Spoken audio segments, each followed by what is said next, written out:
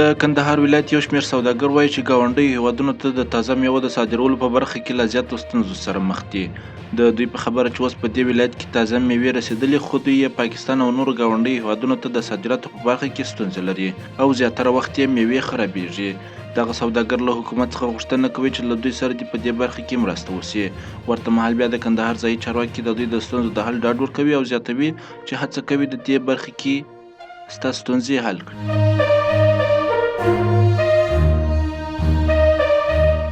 د زابل ولایت د کلي بیارغونې او پراختیا ریاست چارواکي وایي چې د دې ولایت په بېلابېلو سیمو کې د شاوخوا 90 میلیونه افغانیو په ارزښت د اوبو د شبکو او چک ډیمونو د جوړولو چارې روانې دي چې په جوړېدو سره به زرګونو کورنیو ته اسانتیاوې رامنځته شي.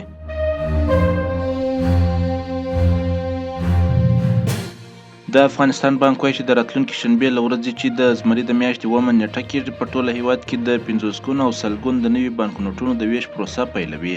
افغانستان بانک له خلکو غوښتي چې د بانکنوټونو ښه ساتنه وکړي څو له وخت وړاندې زاړه نه شي.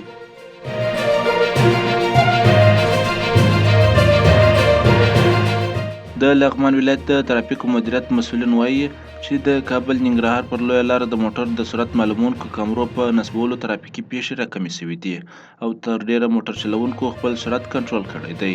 د دوی په خبره چې د لغمان ولایت په اړوندو سیمو کې د موټر د سرعت معلومونکو کیمرو له نصبولو څخه وروسته 50% د ترافیکي پیښو ګراف راټیټ شوی دی.